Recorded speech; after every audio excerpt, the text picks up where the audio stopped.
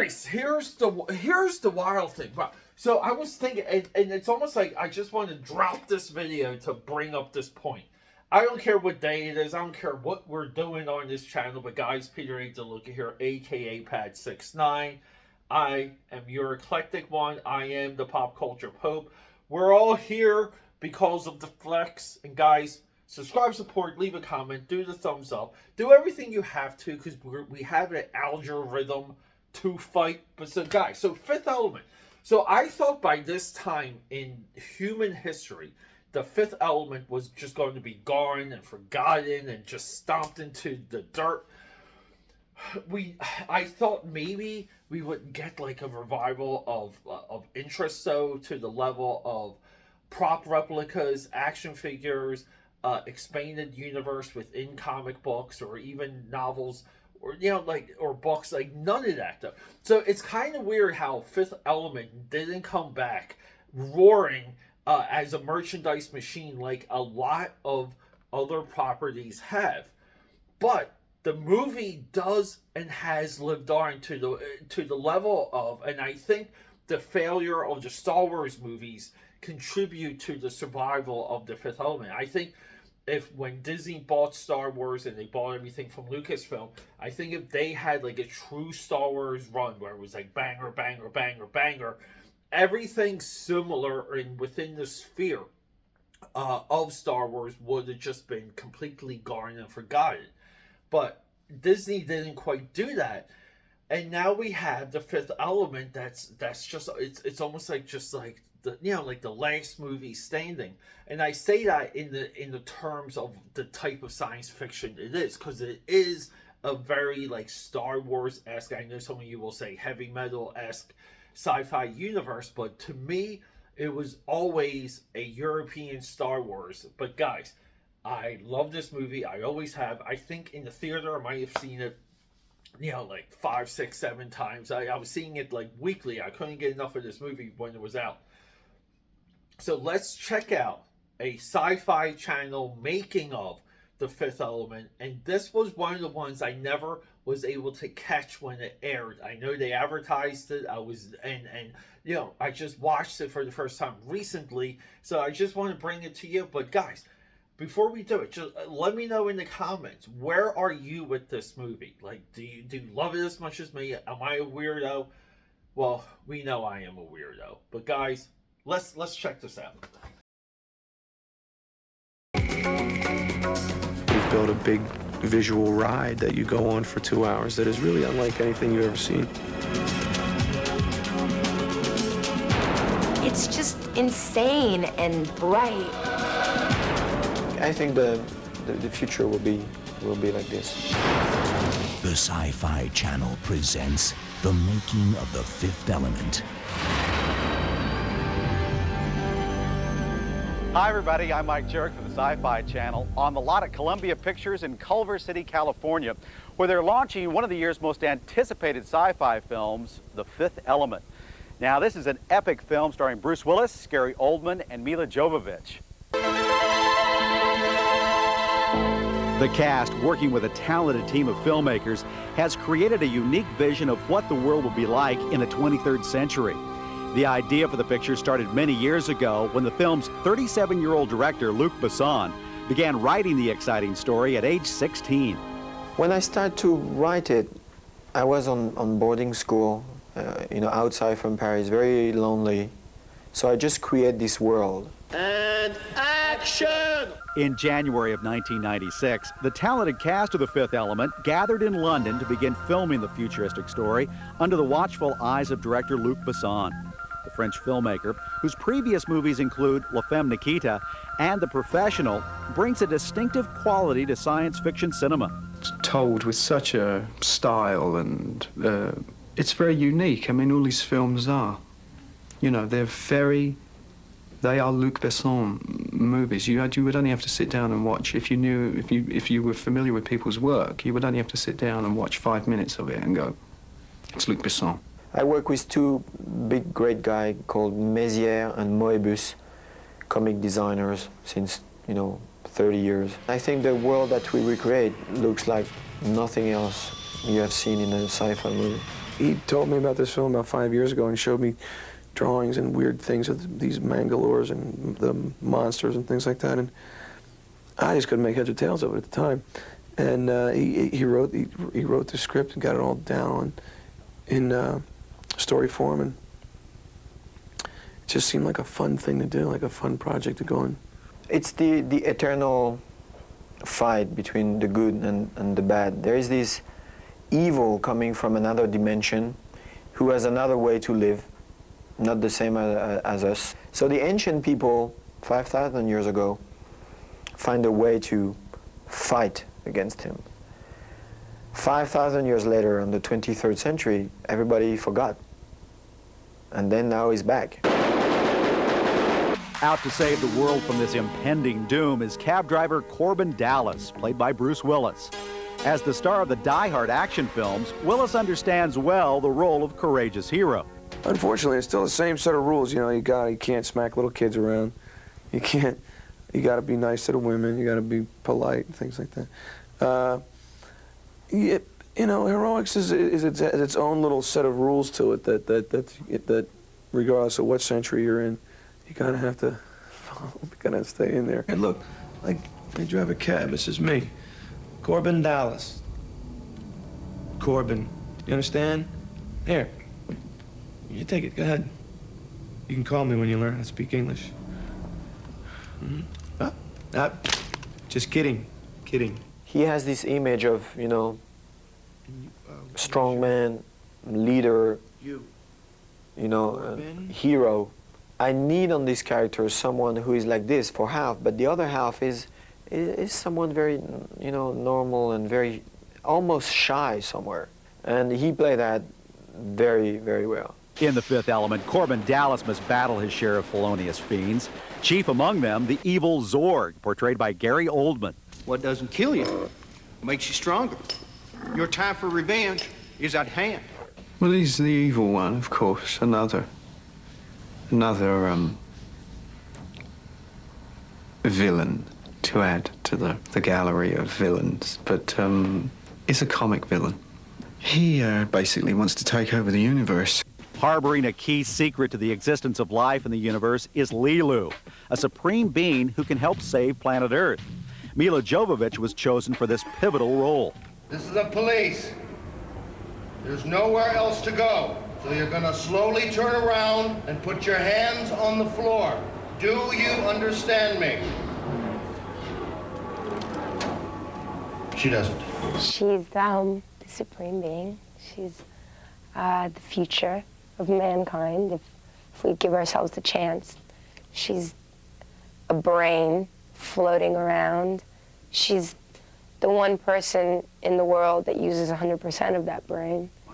You know, so she's really something that all humans could become one day if they didn't have all the distractions to take them away from the main purpose in life. On the Fifth Element set, the cast and crew shared quite a few laughs, despite a grueling work schedule. We have so much fun on the set. I have like 15 minutes of dailies with takes that we were obliged to cut because we were laughing. I can make a short movie about that. It was so funny. During filming, Besson used 9 different stages simultaneously, jumping from 23rd century New York City to an assortment of outer space settings. The sets were so incredible that it was just took you into another world just being there. I mean, you didn't feel like you were on Earth anymore. To create this extraordinary new world, Besson needed more than just some great-looking sets. The production demanded the most cutting edge of special effects. We have this problem a few years ago. When we start, we have the first script we have was bigger. The price was, we can't even make the movie. And few things technically was not possible. So we put the movie in standby just to think about it a little. And then when we're back after, it was like only just a year and a half later, all this cost was 50% down, just in 1 year and a half. Because, you know, then it was here, the machine was here and things. So then the movie was possible. The digital effects that brought the director's dream to life. Next, on The Making of The Fifth Element.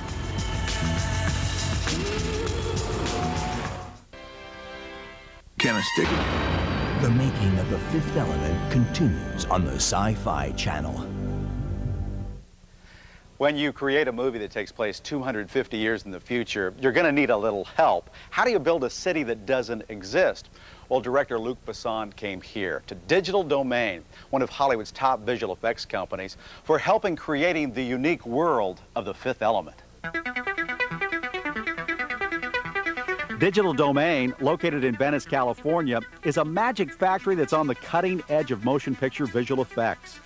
Director James Cameron co-founded the effects house. His own big-budget film, Titanic, will make liberal use of Digital Domain's wizardry. So I went to see Jim Cameron, which was a friend of mine, a director I really like.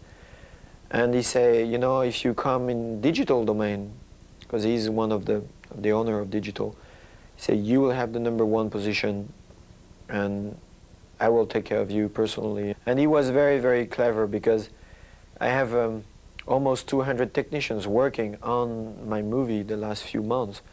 And he need this guy for Titanic. And he was very nice because he was like this because he need my guys, but he never, you know, he respect his word and he just, you know, push them to go faster, but he never take my guys to put on his movie. He was very respectful, and I would like to thank him for that.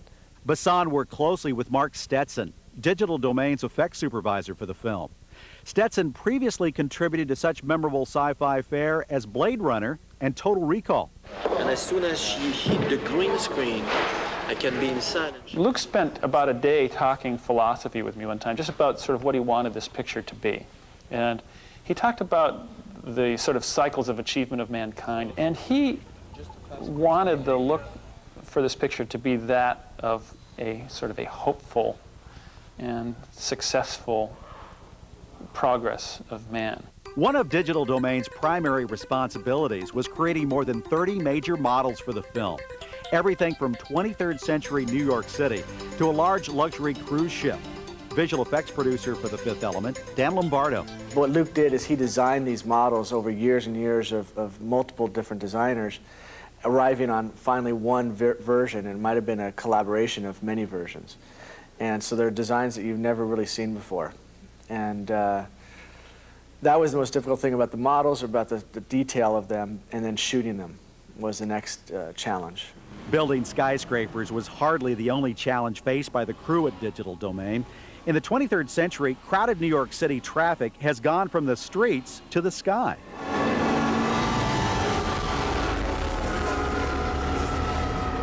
The flying cars in this movie really had a major impact on the look of our city.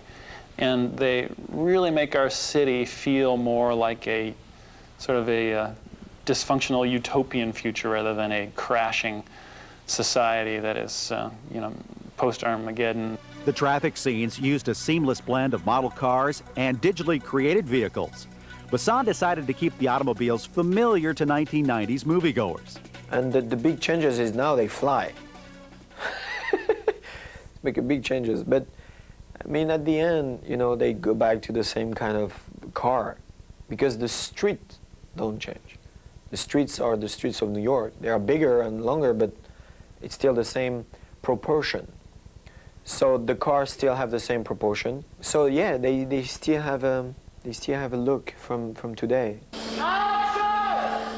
Luke had built a cop car and a cab full size to do the primarily the interior scenes, but also the tight exterior scenes of the cab chase. Luke's a great action director and knew what he wanted in terms of the cars and how he wanted them to behave as, you know, the sort of personality of motion of the cars. The flight dynamics we, you know, patterned after aerodynamic and reactive flight dynamics, as you might imagine a hover vehicle like that would have. In this exclusive clip for the Sci-Fi Channel, Digital Domain's car models and computer-generated automobiles are cleverly combined with Bruce Willis driving a full-size taxi. You just had an accident. Yes, I know I just had an accident, you daffy bastard. You have 1 point left on your license. Look out! No, left! There were always big toys every day. Every day we would go in, there'd be something, there'd be a big, you know, flying police car, and then a cab, and a flying tie takeout food boat flying around. So there was always something going on. And all of it came out of Luke's mind, all of it out of his twisted little mind. Perfect weapon. This future is very funny at the same time. It's very comic. Phone? No. Even the guns are funny. The guns that Gary tried to sell, the ZF-1, who is unbelievable because he can do so many things. Slide. Handles adjustable for easy carrying. Good for riders and lefties. Breaks down on 4 parts, undetectable by X-ray. Ideal for quick, discreet interventions. In fact, in the shooting, there is a gun for each thing, you know, because you can't do that, or the army will buy it today. We're going to sell a lot of these guns if they really worked. One shot. And replay sends every following shot to the same location.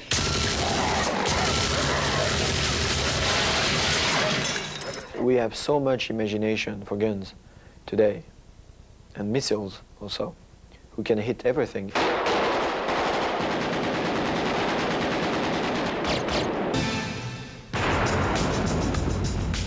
Next on the Sci-Fi Channel's look at the making of The Fifth Element, meet the fascinating inhabitants of this strange new universe. Sci-Fi Channel. Throughout the past year, director Luc Besson has been working carefully in an edit bay, assembling footage of a futuristic Earth and its inhabitants. And in The Fifth Element, Earth is not the only planet with living, breathing creatures. The filmmakers have created intriguing new worlds full of fascinating characters that are both human and non-human. Perhaps no character in the film is more intriguing than Milla Jovovich's Lilu. Well, the look changed a lot from the first day that we started talking about it till the day we finally actually did something about it. You know, I mean, we did so many different tests and worked with a few different people until he finally was happy with the result. And then we dyed my hair, cut it, bleached my eyebrows, looked like a crazy monster. It's cool though. What is your name? You. Corbin?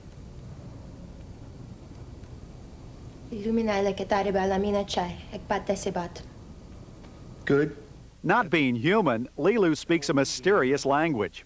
Director Besson created a peculiar 400-word vocabulary that Jovovich had to learn for the film. I'll definitely never forget it. You say "Domo danko" to say thank you very much. You say "Apipulai" to say hello, and the "Pipusant" to say good night. She knows the text by heart, but she knows what she's saying. I mean, she can translate what she's saying. She knows exactly what she's saying. She knows all the words, but she knows more words that she used in the movie. She knows 400 words.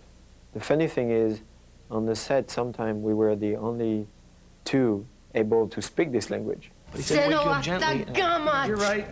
You're right. Yeah. Oh yeah, it was fun because when I was learning it, I would write him notes and stuff and send him faxes and leave a message on his machine in the language and stuff just to like practice. It was funny. What do you want for lunch today? You know, like the Lilu language, he'd be like, oh God, shut up.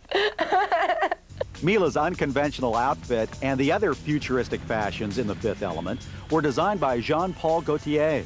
Jean-Paul Gaultier is a sweet angel. He designed, I don't know, maybe 200 or 300 costumes for the movie. I have this souvenir with Jean-Paul. Like the day we have this big, huge crowd, like 900 people, he was at the entrance of the set and he was checking the 900 extras one by one before they come in the set. He was like a police control, you know.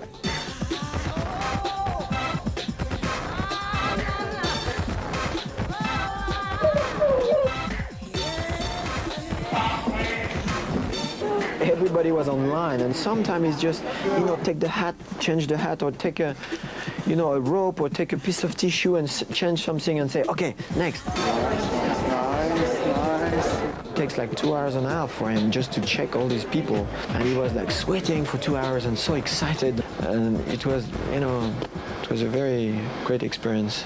Jean-Paul produced one of his more inventive costume designs for the flamboyant Ruby Rod, played by Chris Tucker. How was it? I Wow, was just absolutely so great.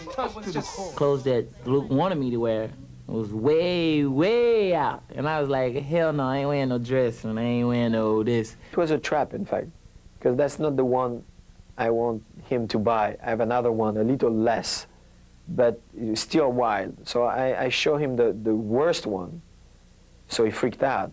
And then I come back and say, oh, that's okay, I understand. What about this one? You know, it was a little less. And then he buy the second one.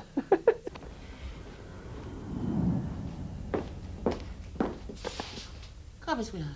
What was that? It was bad. It had nothing, no fire, no energy, no nothing. Luke somehow gets actors to do things that I'm not sure that they would do under normal circumstances, or things that they would necessarily come up with themselves. And I think Chris's costumes really it took him to another place. Bruce was real cool. He had told me, I remember the first time I stood in front of him, the first time when I did a scene with him, and he bent over, he told me, he said, don't you know this can ruin your career? I said, what?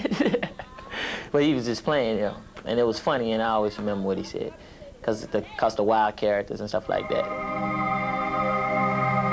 Among the wild and weird characters populating the Fifth Element are the Mangalores, a threatening yet not so bright alien race. It was difficult to invent them because they have to be scary on the side and funny on another one. And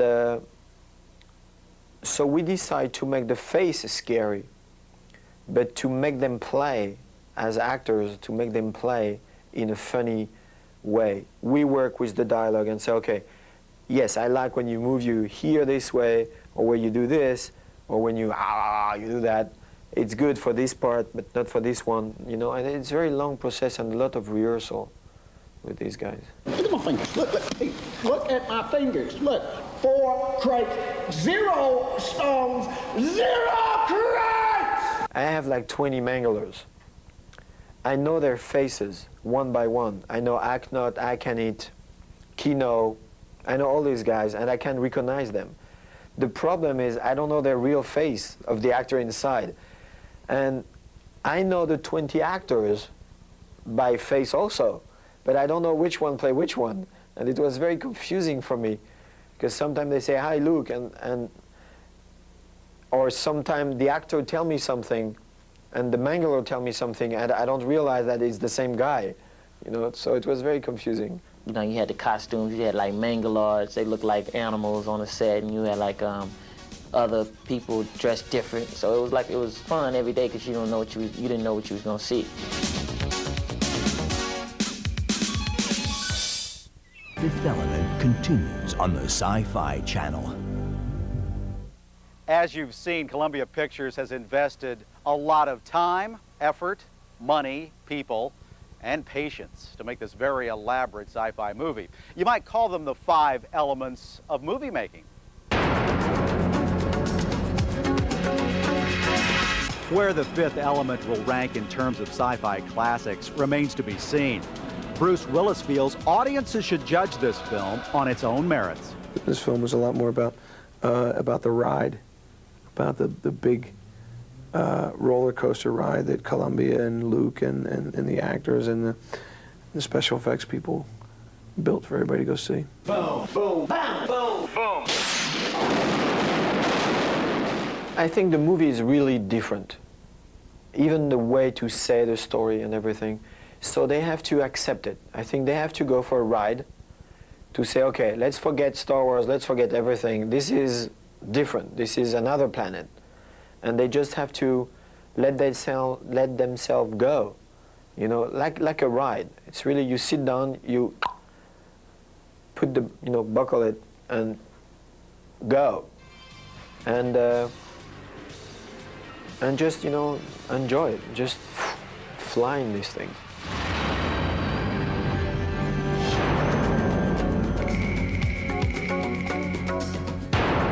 Tomorrow's Universal soldiers have come to steal us away from today. Cheryl Ladd stars in Millennium, when Time Travel Week begins tonight at 9 p.m. Eastern. Now, stay tuned for amazing stories. Sci-Fi Channel next.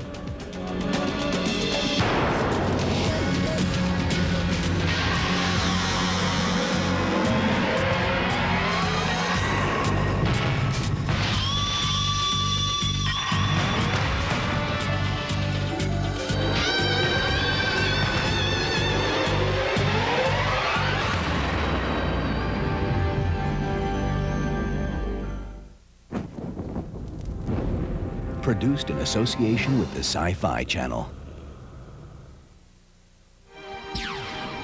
You're on the Sci-Fi Channel. Here's what's next.